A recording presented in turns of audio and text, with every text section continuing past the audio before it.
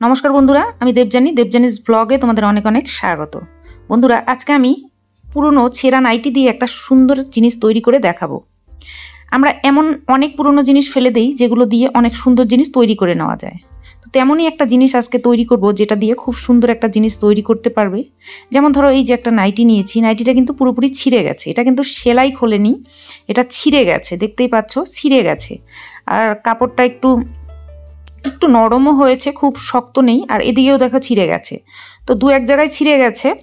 তো ছিঁড়ে পুরো নাইটিটা ছেড়েনি, শুধু উপর পোর্শনটা ছেড়েছে, নিচের পোর্শনটা কিন্তু পুরোপুরি শক্ত রয়েছে। তো এই ছেঁড়া নাইটিটা দিয়েই আজকে একটা সুন্দর জিনিস তৈরি করব। তো পুরো ভিডিওটা দেখো স্কিপ না করে, তাহলে তোমরা বুঝতে পারবে। তোমরা যদি স্কিপ করে দেখো তাহলে কিন্তু ভিডিওটা ভালো করে বুঝতে পারবে না জিনিসটা কিভাবে তৈরি করলাম। তো দেখো, আমি এখানে মোটামুটি 25 ইঞ্চি মতো নিয়ে নিলাম। তোমরা আইডিয়া করে নেবে, যে জিনিসটা তৈরি করবে সে আইডিয়া করে নিয়ে নেবে। তো আমি এখানে 25 ইঞ্চি মতো নিলাম, তোমরা আইডিয়া করেও নিতে পারো, মেপেও নিতে পারো। তো এবার আমি কেটে নেব। আমাদের লাগবে শুধু নিচের পোর্শনটা, উপরের পোর্শনটা আমাদের দরকার হবে না। তো দেখো, আমি এখন কেটে নিচ্ছি। তো বন্ধুরা, পুরনো এমন জিনিস কিছু কিছু রয়েছে যেগুলো আমরা ফেলে দেই, ঘরের মধ্যে ফেলে রেখে দেই, সেগুলো ইউজ করি না। তেমন ধরনেরই আমি জিনিস দিয়ে অনেক কিছু বানিয়ে আমার চ্যানেলে দিয়েছি। আমি ভিডিওর শেষে তোমাদেরকে দেখিয়ে দেব, সেই ভিডিওগুলো এন্ড স্ক্রিনে দিয়েও দেবো। সেগুলো যদি চাও দেখে নিতে পারো, পুরনো জিনিস দিয়ে কি কি তৈরি হয়। তো আজকেও সেরকমই একটা সুন্দর জিনিস তৈরি করব। তো দেখো, আমি কেটে উল্টো করে নিলাম জিনিসটা, উল্টো পাশে। এখন আমি এটা কিভাবে তৈরি করব দেখো। প্রথমে আমার কেটে নেওয়া হয়ে গেছে, এতটুকুই কাটার ছিল, আর কাটাকাটি নেই। এখন আমি সুই সুতো ভরে নিয়েছি, মানে সুচ সুতো। এখন আমি কিভাবে সেলাই দিচ্ছি দেখো, এটাকে হেম সেলাই বলে। তো এই হেম সেলাই অত খুব সুন্দর করে দেওয়ার দরকার নেই, মোটামুটিভাবে দিলেই হবে। কোনো যে তার জন্য সেলাই জানতে হবে তার কোনো ব্যাপার নেই, মেশিন লাগবে তার কোনো ব্যাপার নেই। শুধু এই জায়গাটাই সেলাই করতে হবে, আর সুচ সুতো ভরিয়ে নিলেই হয়ে গেল। তো দেখো, এক সাইড থেকে শুরু করেছি, আর এক সাইড ওই সাইডেই আবার ঘুরে চলে আসব। আর দেখো, সুতোটা যে সেলাই করব আমি টেনে টেনে করব, জিনিসটাকে এক জায়গায় ঘুচিয়ে দেব। দেখো, এইভাবেই সেলাই করে করে সেম জায়গাটায় আমি চলে আসব।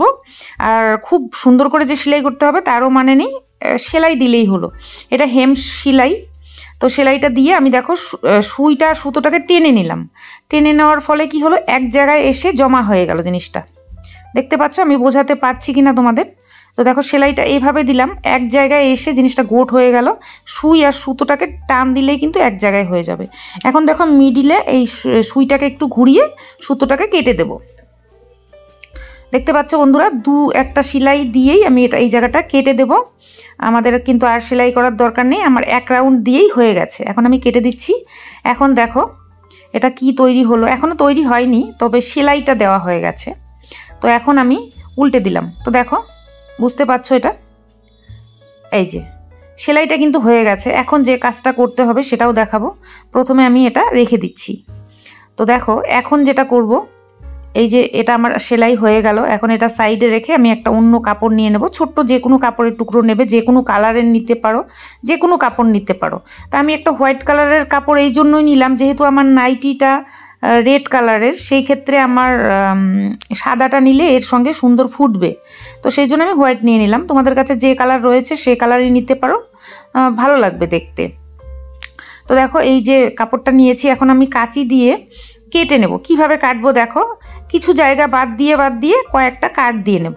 এইভাবে কাট দিয়ে নেব। মোটামুটি 4 থেকে 5টা কাট আমি দিয়ে নিয়েছি এইভাবে। এখন আমি কাপড়টা উল্টে দিলাম। দেখো, উল্টে দিয়ে আমি ঠিক অপোজিট সাইডে কেটে দেব। কেটে দিয়ে দেখো, আমি এই জিনিসটাকে ফেলে দিচ্ছি। এইভাবে সবগুলোকে কেটে নেব। কেটে নেওয়ার ফলে কাপড়টা দেখতে পাচ্ছ কেমন হলো, এরকম ধরনের একটা ডিজাইন হয়ে গেল। হ্যাঁ, এখন দেখো এই ডিজাইনটা যে হলো, এখন এটা কি করব। সেম সুতো সুই আমার ভরানি রয়েছে। এখন আমি সেম সেলাইটা দিব। আবার আমি যে হেম সেলাইটা দিয়েছিলাম সেই সেলাইটাই আমি এখানে করব। করে আমি এই কাপড়টাকে ঘুচিয়ে দেব। ঘুচিয়ে মানে এক জায়গায় গোটো করে নেব। তো দেখো, আমার সেলাই হয়ে গেছে। তো এইভাবেই সেলাইটা করে নেবে, খুব সহজ। এটা যে কেউ তৈরি করতে পারো, তার জন্য সেলাই জানার শেখার কোনো প্রয়োজন নেই। তো দেখো, এক জায়গায় আমি গোটো করে দিলাম। দেওয়ার পর কি করবে, একটা ফুলের মতো কিন্তু তৈরি হলো। এখন এই দুই সাইডটা লাগিয়ে দিতে হবে। এই যে সাইডটা কাটা রয়েছে সেই সাইডটা আমাদেরকে সেলাই করে দিতে হবে। তাহলে সুন্দর একটা ফুলের মতো জিনিস তৈরি হবে। তো দেখো এটা আমি সেলাই করে দিচ্ছি, এই দু মাথা এক জায়গায় করে সেলাইটাকে করে দিচ্ছি। এটা বানানো খুব সহজ। আর এই সব কাজ কি ঘরের পুরনো জিনিস দিয়ে আমরা করি, এতে আমাদের মনটা ভালো লাগে, আনন্দ লাগে, আর একটা জিনিস তৈরি করলে নিজেরও ভালো লাগে। তো দেখো আমরা বসে থাকার থেকে এরকম ধরনের ছোটো ছোটো জিনিস আমরা ঘরে অনেক সময় অবসর সময়ে অবশ্যই বানাতে পারি। আর যাদের বাড়িতে মেশিন রয়েছে তারা তো অনেক কিছুই তৈরি করো, তো আমিও করি মেশিনে। তো এখন আমি মেশিনে করব না, এটা হাতেই করা যায়, এটা যে কেউ করতে পারো। তো দেখো একটা ফুলের মতো কিন্তু তৈরি হয়ে গেল।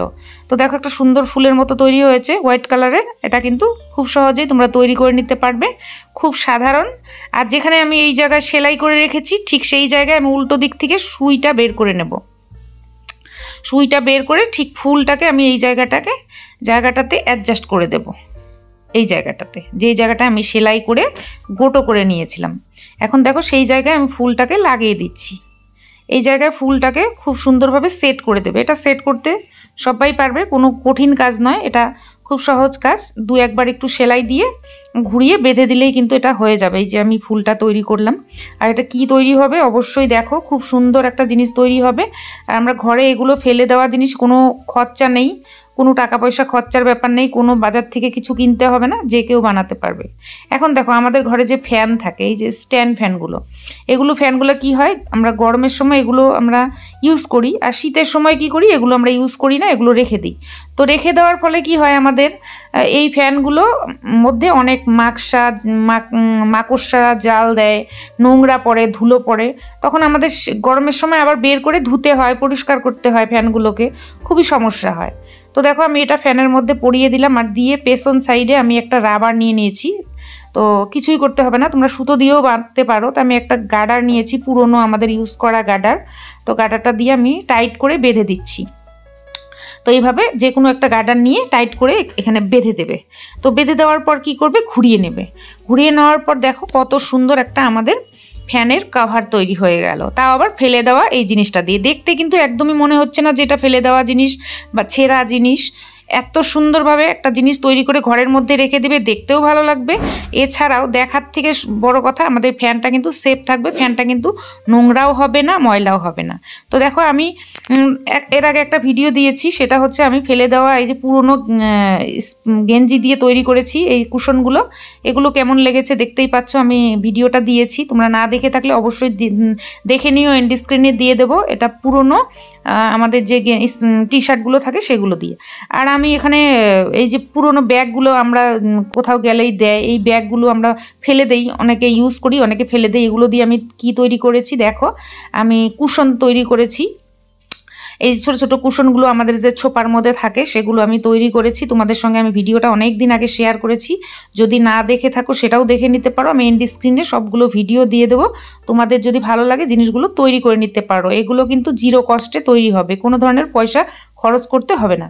তো আজকের ভিডিওটা কেমন লাগলো অবশ্যই কমেন্ট করে জানিও, ভালো লাগলে একটা লাইক করে দিও, বন্ধুদের সঙ্গে শেয়ার করে দিতে পারো, চ্যানেলে নতুন হয়ে থাকলে সাবস্ক্রাইব করো। নমস্কার।